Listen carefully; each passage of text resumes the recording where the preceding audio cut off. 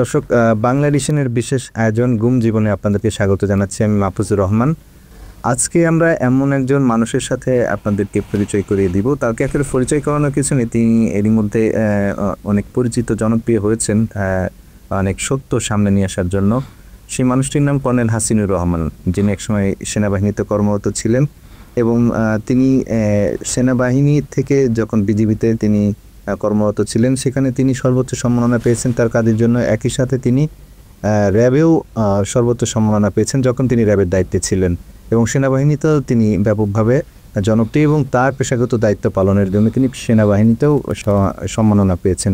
একটা মানুষ তিনটা সংস্থায় কাজ করেছেন এবং তিন জায়গাতেই তিনি তার পেশাদারিত্ব এবং তার সাহসিকতা, তার কর্মদক্ষতার জন্য তিনি সর্বোচ্চ সম্মাননা পেয়েছেন। এটি আসলে নজিরবিহীন। এমন একটি মানুষকে প্রকাশ্যে গুম করা হয়েছিল ফ্যাসিস্ট শেখ হাসিনার সময়। তিনি 2 দফা গুম হয়েছিলেন এবং সবশেষ 2018 সালে যখন তিনি গুম হন, তখন তাকে জনসম্মুখে গুম করে নিয়ে যায় তখনকার সেনাবাহিনীর বিশেষ সংস্থা। আজকে আমরা তার সাথে কথা বলবো, তার গুম জীবনে কী ঘটেছিল, কেন আসলে তিনি গুমের শিকার হয়েছিলেন এবং কিভাবে সেই সময় তিনি পার করেছেন, তার আদ্যপান্ত আপনাদেরকে জানাতে চাই। কর্নেল হাসিনুর, আপনাকে স্বাগতম। আপনাকে অসংখ্য ধন্যবাদ। বাংলা এডিশনে আমাকে ডাকার জন্য আমি গর্বিত। আসলে আপনার কাছে জানতে চাই শুরুতে যে আপনি ঠিক কত সালে গুমের শিকার হয়েছিলেন এবং আসলে কেন, কি কারণে আপনাকে গুম করা হয়েছিল, সেই বিষয়টি কি আমাদের সাথে একটু পরিচয় করবেন? আমি আসলে 2 বার গুম হই। বেসিক্যালি চাকরিরত অবস্থায় একবার 43 দিন গুম, তারপরে আবার আমাকে দণ্ড দেওয়া হয়। তারপরে জেনারেল ইকবাল করিম ভাই আমাকে ফেরত নিয়ে আসেন জেল থেকে। আনার পর আমি স্বাভাবিক জীবনযাপন করতেছিলাম। হঠাৎ করে 18 সালে 8ই আগস্ট আমাকে রাতেবেলা বাসার সামনে থেকে গুম করা হয়। আমি এই গুমটা হয় মূলত ডিজিএফের নেতৃত্বে। আমি ডিজিএফেতেই ছিলাম 1 বছর 6 মাস 14 দিন। এটা মানে যে গুমের শিকার হন সেটা কত সালে প্রথমবার যখন গুম? ওটা 11 সালে 9 জুলাই। এতে কি কোনো সুনির্দিষ্ট কোনো অভিযোগ ছিল? বা দেখেন, আমার বিরুদ্ধে যত বড় অপরাধ অভিযোগ থাকুক, গুম করার অধিকার কারো নাই। এই বিষয়টা ক্লিয়ার। যদি অভিযোগই থাকতো তাহলে আমার ওরকম কঠোর দণ্ড হইতো। তৎকালীন প্রধানমন্ত্রীকে বোঝানো হয়েছে আমি কু করব। আমি ছিলাম ময়মনসিংহে। মূলত কু করার জন্য হয়তো আপনি এটা করতে পারেন না, কিন্তু আপনি কি করলেন, এমন কিছু দেখলেন যে মিলতেছে না। আসলে আমার বাসার যে কাজের মেয়ে, সে রোহিঙ্গা বংশভূত। আমি চিটাগাঁড়ে বেশিও ছিলাম এবং সে প্রেম আলাপ করতো সিটি সেল দিয়ে, জিএসএম, যেটা রেকর্ড করা যায় না কিন্তু। তো আমার এন্ডে থেকে শুনতে পারতেছে যে কথা বলতেছে, আর নাইক্ষ্যংছড়ি সে বয়ফ্রেন্ডের সাথে কথা বলতো।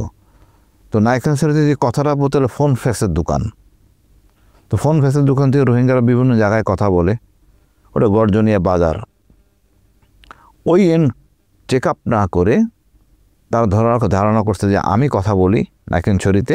ওখান থেকে রোহিঙ্গারা মূলত কথা বলে পশ্চিম পাকিস্তানের করাচি, মক্কা, কুয়ালামপুর, চট্টগ্রাম। কিন্তু এইখানে তাদেরকে পুনর্বাসন করা হয়েছিল আইয়ুব খান, পাকিস্তানের আগে। এইগুলি ইতিহাস সম্বন্ধে জানা নাই, একবার চেকও করে নাই। ওরা দেখতেছে ময়মনসিংহ, নাইক্ষ্যংছড়ি, এই বিতর্কিত রাষ্ট্রগুলির সাথে যোগাযোগ। তো আমি ওদের নিয়ে কু করব। কু করতে গেলে তো টাকা হলেও হয় না, কু হয় না। আপনার স্ট্রেংথ লাগে। আমি পরিবেশে বসবাস করি, সংগঠন লাগে, ছোট হোক বড় হোক লাগবে। তারপর একটা স্ট্রেংথ লাগে, আপনার একটা বিবেক কাজ করার কথা। আমি পরিবার নিয়ে বসবাস করি, সকাল অফিসে যাই, অফিস থেকে আসি। তো আমার তো কু করার দরকার নেই। আমাকে ডাক দিলেই নিয়ে যাওয়া যায়, বা আমার মিলিটারি পুলিশ স্কট করলে নিয়ে যাওয়া যায়। বাট যে প্রক্রিয়াটা অবলম্বন করছে এটা লজ্জাজনক। পিস্তল ঠেকিয়ে আমাকে গাড়িতে উঠানো হয়, যেটা কোনো আমাদের আর্মির ইতিহাসে নাই। তো যাই হোক, ওখানকার পর্ব শেষ। যখন এই দ্বিতীয় গুমটা হয়, মূলত হয় ভাই আমি র্যাবে ছিলাম, রয়ের সাথে কাজ করব না, এটা ছিল ক্ষোভ। তার মানে কি আপনি বলতে চাচ্ছেন তখন র্যাবে আসলে সক্রিয়ভাবে কাজ করতো? র্যাবের না, এটা 111-এর সময় ঘটনা বলতেছি। তখন সম্পূর্ণটা রয়ের নিয়ন্ত্রণে ছিল 111টা। ওই সময় তারা চাচ্ছিল আমরা কিছু অফিসে যাতে তাদের সাথে কাজ করি, তো ওটা করতে রাজি হইনি। অনেক চেষ্টা করা হয়েছে, আমি রাজি হইনি। তারপর আমাকে পাঠিয়ে দেওয়া হয় 8 সালের শেষে নির্বাচনের আগে ময়মনসিংহে। নির্বাচনটা হওয়ার পরপরই বিডিআর মেসাকার স্বাভাবিক থাকার কথা না, কথা তো বলতে হবে। আমি কাজ করতে পারি, আমাদের সিনিয়র জেনারেলরা ব্যর্থতা, এটা লজ্জাজনক। এটা নিয়ে কথা আমরা বলতাম। খালেদা জিয়াকে পরের বছর ক্যান্টনমেন্ট থেকে বের করে দেওয়া অনৈতিকভাবে, এটা নিয়ে কথা বলতে হবে। ভাবতে হবে খালেদা জিয়া, আমাদের শহীদ জিয়াকে কিন্তু আমরাই হত্যা করছি। আমি যত আজে বাজে কথা বলি না কেন, রটো, এটা আমি মানতে রাজি না। আমি রয় তো গুলি ছুটছি, হয়তো পিছনে ছিল, বাট গুলিতে ছুটছি আমরা। আমরা ওই চেতনা ধারণ করছি, ওই এই কাজটা করছি, এই অপরাধ থেকে আমি বেরোতে পারবো না। তারপরে একজন ভদ্র মহিলা বিধবা, তাকে যেইভাবে বের করে দিয়েছে, সবার হৃদয়ে আঘাত হানার কথা। তা আমরা এগুলি বোখাল মানে কথাবার্তা বলতাম, লোকজন জানতো, মেসে কথা বলতাম। তারপরে আমাকে প্ল্যান করা হয় কিডন্যাপ করে মুখ বন্ধ করার জন্য। যাই হোক, প্রধানমন্ত্রীকে তো বলে নাই যে কাদের মেয়ের প্রেম কাহিনী, কিন্তু এই সময় যে নির্যাতনটা করা হয়েছে 43 দিন আমাকে ফ্লোরে রাখা হয়েছে। ফ্লোরে ছিলাম, আর্মি ইন্টিগ্রেশন সেল, এর ফ্লোরে ছিলাম, হ্যান্ডকাপ লাগানো ছিল, চোখ বাঁধা ছিল ফ্লোরে। আমি বাংলাদেশ আর্মির একমাত্র অফিসার, বীর প্রতীক, বিপিএম, বাংলাদেশ রাইফেল পদক পাওয়া। সর্বাধিক সংখ্যক কিন্তু অস্ত্র উদ্ধার আমার, যুদ্ধ বলেন তাও আমার। আমার সাথে যে এই আচরণটা করছে, এটা গর্বের কিছু না, লজ্জার। তাও যে ঘটনা সত্য হইতো, কথা ছিল। যখন কিছুই পায় না ভাই, তখন এই 6-9 প্রশ্ন করে, অর্থাৎ আমরা যখন র্যাবে ছিলাম, জেএমবি ছিল, ভারতের সৃষ্টি জেএমবি, ওই এক্সপ্লোসিভগুলো গায়ে লেখা ছিল মেড ইন ইন্ডিয়া। ইন্ডিয়া নানা কারণে আমার উপর খেপা। তখন আমাকে কেন আমি হরকত জিয়াদের সাথে যোগাযোগ করতাম, ডিজিএফআই নিজেই আমাদের টাস্কিং করছে ওদের সাথে যোগাযোগ করে জেএমবিকে আইডেন্টিফাই করার। আমি তো ধর্মীয় স্কুলে পড়াশোনা করি নাই, আমি মনে করি আলিয়া মাদ্রাসাও চিনি না, আর কমি মাদ্রাসাও বুঝি না, তো সিলেবাসটাও পরিষ্কার না, তো আইডেন্টিফাই করতে সাহায্য লাগবে। তো গোয়েন্দাদের ডিজিএফআই ওনারাই বলছেন এই কাজ করতে, ওনাদের নির্দেশনায় আমরা কাজ করতাম। এইটা একটা অপরাধ ছিল। ডিজিএফআই আদেশে আমি অপরাধকে ইস্যু করা হলো, মানে উদ্দেশ্য হলো কি আমাকে এখন যেমন করে জেলে ভরতে হবে। আপনি যদি মানে জঙ্গিদেরকে ধরতে যান, আপনাদেরকে যদি সেই তদন্ত করতে দেওয়া হয়, আপনি তো তাকে নিয়ে স্টাডি করবেন। এটা তো সরকারি আদেশ, এছাড়া আমি কিন্তু বুঝবো না। আমি তো সাধারণভাবে পড়াশোনা করছি, এরা এখানে কেউ হাত বাঁধে, এখানে এই বাঁধে, এগুলো তো আসলে আমাদের চাপটার না। আর এই ধরনের জিনিস আমরা কখনো হ্যান্ডেল করি নেই। তো যাই হোক, সরকার গোয়েন্দারা জানে, কিন্তু আমাকে এখন আটকাইতে হবে। তো আটকানো তো সিনিয়রের জন্য অসুবিধা নাই, বাট অনৈতিক জিনিস আটকানো যায় না। মনে করেন 7 সিস্টার ইনসার্জেন্সির সাথে আমাদের যোগাযোগ ছিল অন্য কারণে, যেন 10 টাকা অস্ত্র নিয়ে গেছিলো, এরপরে যেন অস্ত্র না যায়। আর একটা ইস্যু ছিল যেন তারা কোনোভাবে যেন আমার দেশে অস্ত্র বিক্রি না করে। তারা প্রায় বিষয় বিক্রি করতো। রোহিঙ্গাদের ইস্যু, ভাই আমার একটা কথা পরিষ্কার, শত্রু আমার বন্ধু। ভারত আমার চিরশত্রু। এখানে যে যাই বলুক, এটা আওয়ামী চেতনা থাকতে পারে, আমি ব্যক্তিগত বিশ্বাস করি না, আমাদের কোনো মিলিটারি অফিসার বিশ্বাস করার কথা না। হ্যাঁ, তো শত্রু আমার বন্ধু। পার্বত্য চট্টগ্রাম আজকে এত অসন্তোষ, এত অফিসার মারা গেছে, এত বাঙালি হারাইছে, এই ভারতের জন্য। সুতরাং ভারতের যারা শত্রু, তারা মাঝে মাঝে ওই এলাকায় বেড়াইতে আসে, তাদের সাথে যোগাযোগ করা আমাদের দায়িত্ব, এবং তার মাধ্যমে অনেক তথ্য পাই। আমরা এমন কিছু করতে পারি নাই যে পাহাড়িরা আমাদের আপন কেউ হবে। বাংলাদেশের পাহাড়ি চট্টগ্রামের একমাত্র পথ হলো বৈভাবিকভাবে সম্ভব, বাট তা তো আমাদের কালচারে যায় না। সুতরাং ওই এলাকার লোকজন সাহায্য করার জন্যে আমাদেরকে অনেক সময় বিদেশি ইনসার্জেন্সির সাথে আমাদের হাত মিলাইতে হয়, কথা বলতে হয় বন্ধুত্বের স্বার্থে। এটা আমাদের লস না লাভ। তো এইগুলি সবটাই ডিজিএফআই জানতেন। উদ্দেশ্যপূর্ণভাবে আমাকে আটকে এখানে দেওয়া হয় 4 বছর 3 মাস। নির্বাচন হয়ে গেলে ইকবাল করিম ভই আমাকে নিয়ে আসেন। এইখানেই সীমাবদ্ধ ছিল না। যখন আমাকে মারতে পারলো না, একটা জিনিসটা তো একটা রিউমার হয়ে গেছে, মানে ইন্টেলিজেন্স বিভাগে যে আমি করতেছি, কিন্তু শালার মানে ঝামেলাটা বেজে গেছে। প্রেম কাহিনী, বুঝছেন না, তা আবার কাদের মেয়ের প্রেম কাহিনী। তো এটা নিয়ে তো একটা গুণগত মান মানে ইন্টেলিজেন্সের গুণগত মান থাকবে, তো এর মানের পর্যায়টা কোন জায়গায়, তো দীর্ঘমেয়াদী এটা ট্রাবল হবে। তো হাসিনকে যদি মারা যায় উত্তম, তো জেলখানাতে বহু চেষ্টা করছে ভাই। আমার হাতে যে এমবিগুলি ধরা পড়ছিল শাহেক আব্দুর রহমানের ছেলে, তাকে বলে দেওয়া হয়েছে তোমাকে এই লোক গুলি করছে, একে মারো। আমাকে জঙ্গি ছেলে রাখা হয়েছে যেন ওরা মারতে পারে। আল্লাহ অশেষ রহমত, তাই ম্যানেজ, আল্লাহ বাঁচাইছেন আমাকে। আমাকে শীর্ষ সন্ত্রাসীদের সাথে কর্নেল ছেলে রাখা হয়েছে যেন ওরা আমাদের মারে। আল্লাহ বাঁচাইছে। যাও ইকবাল করিম ভাই আমাকে নিয়ে আসলেন, আমি ঘোরাফেরা করি। 18 সালে আমাকে রাত 10টার দিকে, 8ই আগস্ট, আমি হঠাৎ করে মানে কিডন্যাপ। আমার হাতে অস্ত্র ছিল, মিরপুর ডিএইচএসে। আমি অনেকক্ষণ কন্টেন্ট করে থাকি, মানে একটা খোলা জায়গা হলে তো 360 ডিগ্রি তো কন্টেন্ট করা যায় না। একটা জায়গায় যে পিছনে থাকে ওটা জায়গা ছিল না, রাস্তার মাঝখানে। তো পিছন থেকে এক সময় কেউ এসা লাথি মারলে আমি পড়ে যাই। আমার পাহাড়ে চাকরি করার জন্য ব্যাকেক ছিল, অস্ত্রটা আমি ফেলে দিই, কারণ আমি কয়েক সেকেন্ডের জন্য জ্ঞান হারা ছিলাম। তারপর আমাকে নিয়ে যায়, ওখানে নিয়ে মারধর করে। ওখানে দীর্ঘ এতদিন ছিলাম। ফিরে আসার পর ওই অস্ত্রটাই পুলিশ সিজার লিস্ট করে। ওই পরিষদ থেকে একটা চিঠি দেয়, হাসিন গুম হয়ে গেছে। আবার আমার বাসার সামনের বা যে বাসা হয়েছে ঘটনা, সে কেয়ারটেকারদের ছবি তুলেছিলাম, সে ক্যামেরাটা নিয়ে নেয় এবং কেয়ারটেকারকেও তারা নিয়ে নেয়। তাতে হয়েছে কি, অনেক আই উইটনেস হয়ে গেছে, যার জন্য আমাকে মারতে পারে নাই। আমার পরিকল্পনার অংশই ছিল হয়তো মারার, না এটাই ছিল মারার। এটা কি মানে রাতে রাতে রাতে ঘটনা। তো কি আশেপাশে কোনো লোক বা হ্যাঁ ছিল, তো আমি কেয়ারটেকার দুজনকে ডেকেছি। তো ওই ঘটনা ঘটছে আমার বন্ধুর বাসা, আমার শালীর বাসা, আমি মাঝখানটা, আমার বাসা ওখান থেকে আবার 100 গজ দূরে। কেয়ারটেকারগুলো পরিচিত, কেয়ারটেকার দিয়ে ওদেরকে চেস করাইছে, গাড়ির ছবি তোলানো হয়েছে, অস্ত্রের মুখে হ্যান্ডস করে রাখানো ছিল এক অংশ। তারা 4টা মাইক্রোবাস ইউজ করে। এখন দেখেন এই ঘটনা ঘটার পরে হাউমাকাও অনেক হয়। আমি তো গুম হয়ে আছি, পরিবারের অবস্থা বোঝেন কি অবস্থা। ওখানে নেওয়ার পর প্রচণ্ড মারধর করে। কোন কারণ তো লাগবে গুমোর পিছনে, কারণ তারা বলতে পারে নাই, তাদের কাছে তো কারণ ছিল না।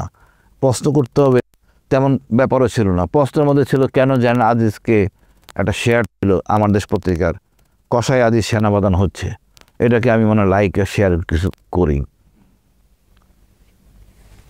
এই জন্য তো লোকটা তো গুম করে না, মূলত ওই প্রথম গুমের জন্যই আমাকে দ্বিতীয়বার করা হয়েছে, মেরে ফেলার জন্য। বাট ভেজাল লেগে যাওয়াতে, জানাজানি হয়ে যাওয়াতে কাজটা সাকসেস হয় নাই। যে বিষয়টি একটু যোগ করতে চাই যে আপনার ওই সময়টা আপনি যখন গুম ছিলেন, প্রথম দফা এবং দ্বিতীয় দফায় যে নির্যাতনের বর্ণনাটা শুরু করেছেন, আমরা একটু জানতে চাই যে আপনার ওই আসলে কীভাবে আপনি পার করেছেন এবং দ্বিতীয়বার কতদিন পর্যন্ত গুমছে।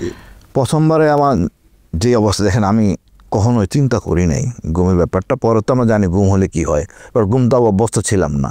প্রথমবার তো অভ্যস্ত, সাথে আমরা আসলে বাঙালির পরিচিত না। তো সরকার গুম করে কেমনে, আমি ফ্লোরে ছিলাম, এটা ভাবতেই তো আমার চিন্তা, আমি অর্ধেক।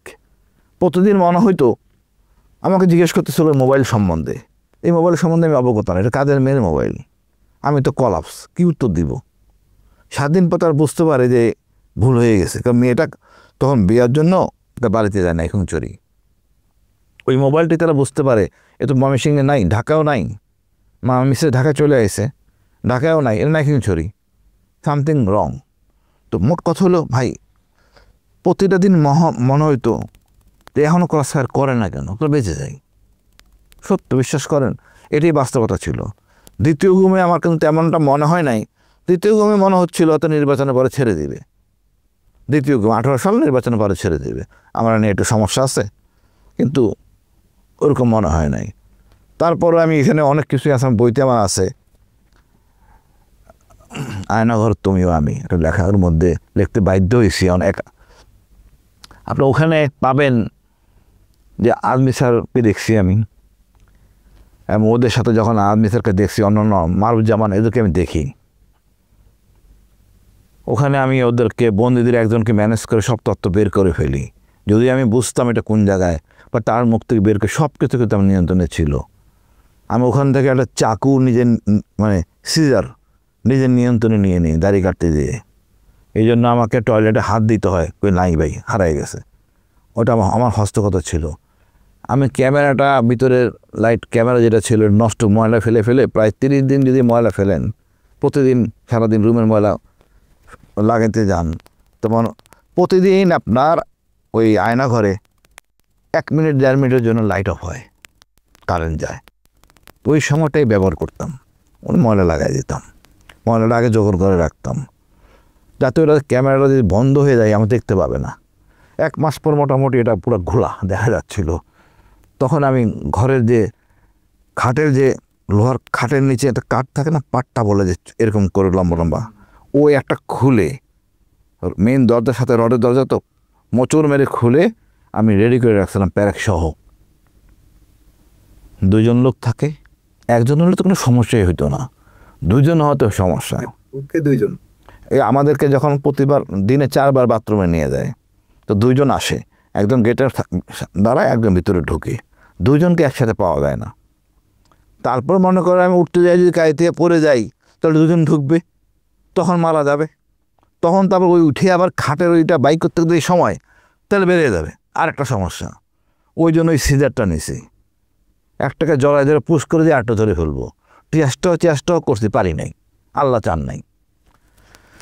যাই হোক, এখানে ভাই অনেক কান্না করি, রাতে এখানে ঘুমাইতে পারতো না, কান্নাকাটিতে কষ্টে, রুমগুলির মধ্যে আতঙ্কের অবস্থা, রক্ত দিয়ে মোবাইল নাম্বার লেখা, মা আমায় ক্ষমা করো, আমি ভালো আছি, এই নানা রকম হৃদয় বিদারক। এই লেখাগুলি মনে করেন বই হবে, কিন্তু সব মুছে ফেলা হয়েছে। খাওয়া দাওয়ার মান খুব খারাপ, নিম্নমানের, যা আমি জীবনে কখনো খাইনি। আমার কেয়ারটেকার বা বাসার কেউ কাকেই খাবার কখনো খায় নাই, তা খাইতে হয়েছে। আমি হয়তো সব কথা বলতে পারবো না, বলা যায় না, কারণ এগুলি তো আবার পরিবারের লোকরাও জানে, সব বলা যায় না।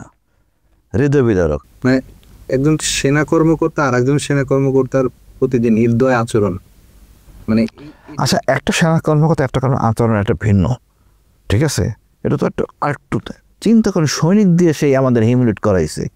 আপনার ঘুমের একটা জাস্ট বলি, একটা পরিবার কি অবস্থা হয়, জাস্ট অল্প সামারিতে, বেশি বললাম না। আমি গুম হয়েছি, আমার পরিবার দৌড়াদৌড়ি করতেছে, কোথায় যাবে, কি যাবে না যাবে, কার কাছে যাবে, হেন জায়গায় নাই, যায় নাই। আমার বউ ক্যান্সারের পেশেন্ট ছিল, আমার 3টা মেয়ে, কোনো ছেলে নাই। ভয় আতঙ্কে বন্ধু বান্ধব আসে না, কলও দেয় না, যদি তারা আবার জড়িয়ে যায়। বাচ্চাদের বাবা ছাড়া, রিমা ছড়াই দেওয়া হয়েছে, আমার মা ছিল আমার বাসায়, রিমা ছড়াই দেওয়া হয়েছে। তা আমার মা চাচ্ছে আমার বউ যেন আল্লাহর কাছে দোয়াটা করে মিলাদ পড়েন, আমাদের মিলাদ পড়াবে, তারপরে গায়েবী জানাজা করবে, এইগুলি করবে, এবং আল্লাহর কাছে চাইবে যেন বেহেশতের বাসায়। বউ তো এটা মানতে রাজি না, আমার বাচ্চারা মানতে রাজি না, সম্পর্ক খুব তিতা হয়ে যায়। এক সময় আরও ছড়াইছে যে আমাকে এমন ইঞ্জেকশন দেওয়া হয়েছে, আমি পাগল হয়ে গেছি, ছেড়ে দেওয়া হয়েছে। আর এক সময় বলেছে আমি ভারতে নিয়ে যাওয়া হয়েছে।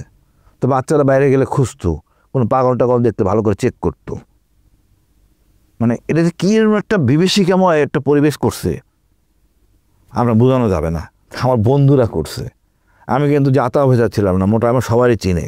আমার এই সাহসিকতার জন্য, যুদ্ধের জন্য আমি কিন্তু ওরকম মানে আজে বাজে চিন্তা চেতনা অফিসার ছিলাম না, দেশের জন্য ছিলাম নিবেদিত। দেখেন, তারপরে এরকম পরিস্থিতি, বাসায় আমি মনে করেন যে গরু মাংস পছন্দ করি, বাসায় গরু মাংস কেউ খাইতো না।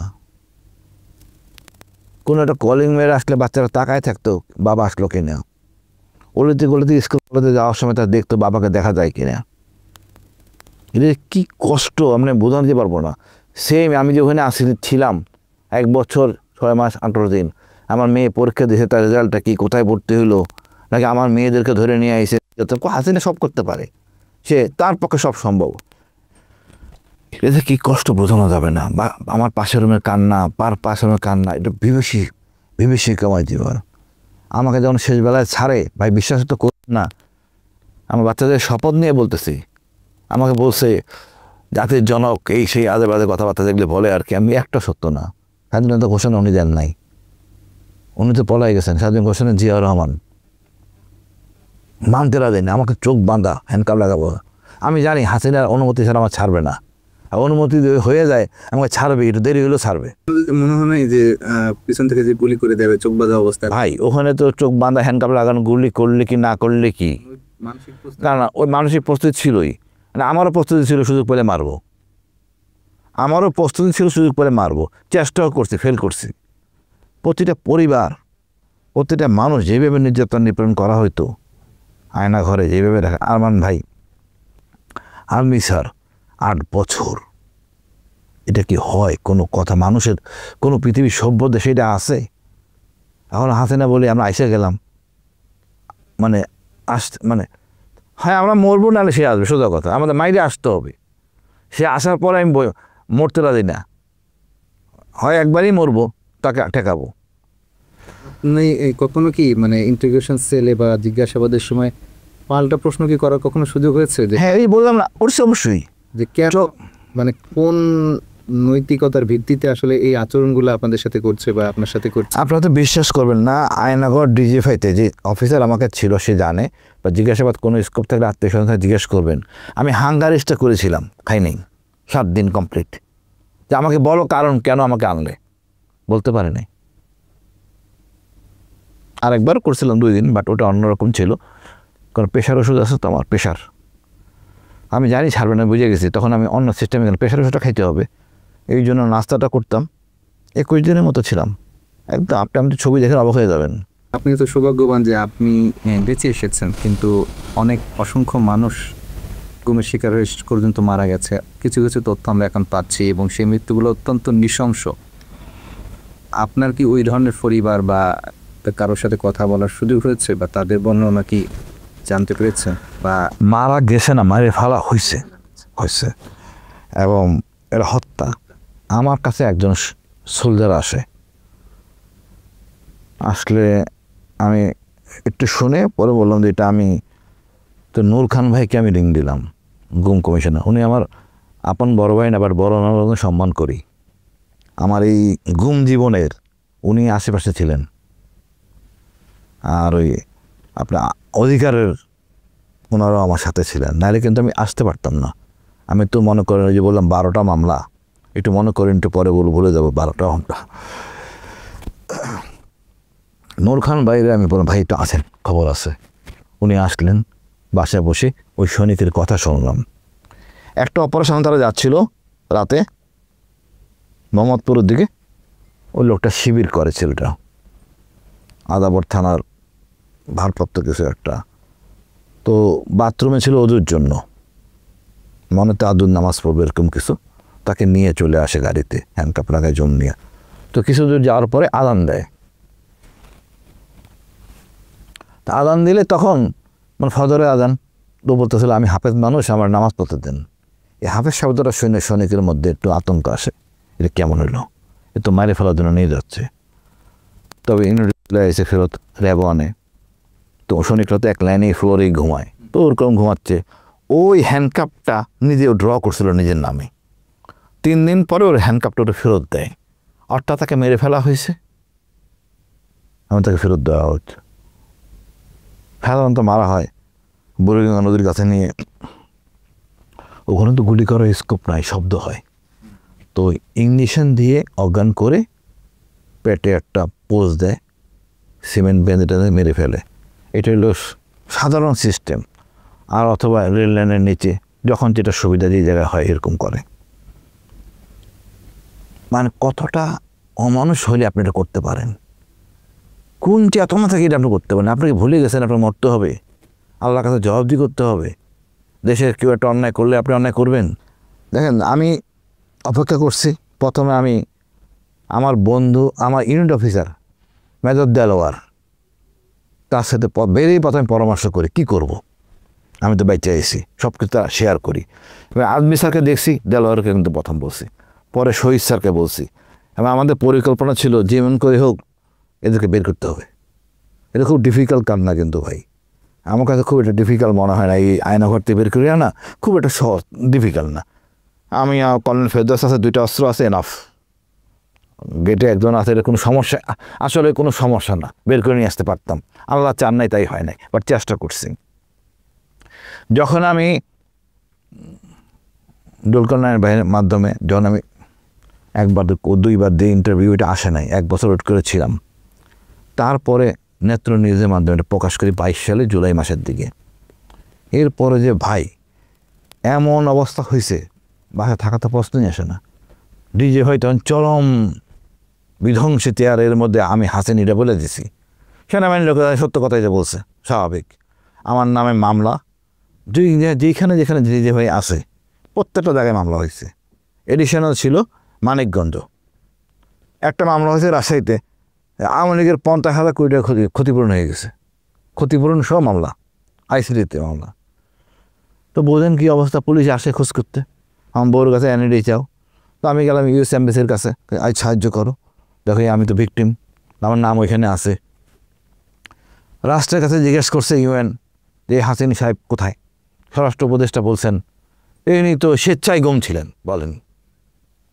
স্বেচ্ছায় গুম হওয়া যায়, কিন্তু পুলিশ এসে কিন্তু ইনভেস্টিগেশন করে গেছে আমার বাসায় এসে, পুলিশ এসে বাসায় এসে ইনভেস্টিগেশন করে গেছে। স্যার আপনি কইছিলেন পল্লবী থানা থেকে। তা আমি বললাম এটা পত্রিকাও আইসে, কিন্তু সব নোট করে নিয়ে গেছে, কিন্তু বলার সময় বলে দিয়েছে আমি স্বেচ্ছায় গুম হয়েছি। তার সাথে কী আচরণ করবেন বলেন? এটাই হাসিনা, এটাই আওয়ামী লীগ, আমার এই ব্যাখ্যা কিছু নাই। সবশেষে জানতে চাই, মানে এই বিচার প্রক্রিয়া নিয়ে আপনার কি ধরনের আশাবাদ? আপনি কি ন্যায় বিচারের প্রত্যাশা করেন, কিংবা সেটি আসলে কতটা সম্ভব? দেখেন, যেইভাবে আগাচ্ছে ইনশাল্লাহ বিচার হবে। বিএনপি যত মাফ করে দেওয়ার কথা বলে, আদাবাদে যত কথা বলে কোনো লাভ নাই। আওয়ামী লীগের সময় নারায়ণগঞ্জের মেয়েরা 7 মার্ডারের বিচার হয়েছে না, মায়ার জামাই, আওয়ামী লীগের সময় মাপ পাইছে, এটাই বড় জিনিস। ও বিএনপি কেন, বাপেরও কোনো ক্ষমতা নাই যে মাফ করে দিবে, বা জামাত বা বিএনপি যেই আসুক মাফ করার ক্ষমতা নাই। আর ছাত্র শিখে গেছে কীভাবে ক্ষমতা থেকে সরাই দিতে হয়। ন্যায় বিচার প্রতিষ্ঠিত হবে। হ্যাঁ, দেশে এরকম কিছু হয় ভিন্ন জিনিস। আর আমি আমাদের জেনারেলদের বলবো, আপনারা জেনারেল সম্মানের সাথে কাজ করেন। ভিন্ন কিছুর আশঙ্কা কি আসলে আছে? আমি তো বাংলাদেশে কিছু দেখি না রে ভাই, কী আশঙ্কা হবে? মানুষের 111 বলে সেনাবাহিনী আসবে, নো, এর স্কোপ নাই। সেনাবাহিনী তার সর্বশক্তি নিয়োগ করছেন মাঠে, নাকি এর চেয়ে বেশি শক্তি আছে? কতগুলি জেনারেল আছে, মোটা বড় জেনারেল ক্যান্টনমেন্টে আছে, আর তো কিছু নাই, সব তো ডিপ্লয়েড। কী করবেন? যারা মৃত্যু ভয় ভুলে গেছে তাদের উপর দিয়ে চলে না। আমি বাবরকে বলছিলাম, স্যার ট্যাঙ্ক দিয়ে তো ঠেকাতে পারবেন না, কেউ যে মরতে চায় তার ট্যাঙ্ক দিয়ে ঠেকানো যায় না, তার সাথে কথা বলি জ্ঞান দিয়ে করতে হয়। আমার দেশের দরকার কি ভাই? আমাদের লেখাপড়া করার আগে হুজুররা প্রথমে শিখে হাদিস, তারপরে শিখে কোরআন, তারপরে শিখে আরবি। ঠিক রিভার্স হওয়া উচিত। আরবিটা বোঝেন, দক্ষ শ্রমিক হবেন, তারপরে আপনি আরবি জানলে তো আপনার গল্পের মতো কোরআন শিখে পড়বেন। হাদিসটা পরে শেখেন, আগে হাদিস শিখা এমন বায়াস্ট হয়ে পড়ে, হাদিসের মধ্যে অনেক হাদিসের নিয়ে বিতর্ক আছে। আপনার বিবেক বলবে কোনটা সত্য কোনটা মিথ্যা। তখন এই জিনিসগুলি আর আমাদের দরকার, রাজনীতিবিদদের জন্য দরকার আদর্শলিপি। সদা সত্য কথা বলবো, মিথ্যা কথা বলবো না, এই একটা জিনিস যদি হয়, পুরো জাতি যদি একটা জায়গায় আসে, সদা সত্য কথা বলবো, তাতে ঠিক, আর কিচ্ছু দরকার নাই। আর সম্পদ জনগণই সম্পদ। সরকার ইনভেস্ট করুক প্রতি লোকের পিছনে 50-60 হাজার টাকা, একটা পাসপোর্ট, একটা ড্রাইভিং লাইসেন্স অথবা কিছু বিনা পয়সায় যাবে, টাকাটা পেয়ে যাচ্ছেন। আমরা তো সাধারণ জিনিস ভাই, এই সুযোগ আমরা পাবো না। বা সরকার ওই কমিশন, প্রতিটা মন্ত্রণালয়ের কমিশন। ধন্যবাদ আপনাকে। আপনাকে অশেষ ধন্যবাদ। মন খোলা কথা বলতে পারছি, কারণ অন্য জায়গায় বলতে পারি না, লিমিটেড করে দেয়, যার জন্য শান্তি মতো বলা যায় না। আমাদের দেশটা খুব সুন্দর দেশ ভাই, এবং আগামী প্রজন্মকে আমরা সুন্দর বাংলাদেশ দিতে চাই। এই ওয়েস্টের ভয়, ভারতের ভয় দেখে আমাদের লাভ হবে না। মনে রাখবে ভারতের পেটের ভিতরে আমরা, এবং এটা এমন জিনিস, গলা যদি মনে করেন কই মাছের কাঁটা, দেশি কইয়ের কাঁটা লাগে, তা কী অবস্থা, ভারতের অবস্থা এরকম করে ফেলা যায়? সম্ভব। আমরা সব কিছু করতে পারি, কারণ এক জাতির এক দেশ। আমাদের 1% ট্রাইবেল আছে, আমাদের এই জাতি আদরের অলংকার। আমাদের শক্তি আমরা ভুলে যাই, কারণ আমরা ওই ব্রিটিশ নির্ভরশীল। আমরাই ব্রিটিশের কাজ করে দেই, সম্পদ আমরাই পাচার করি।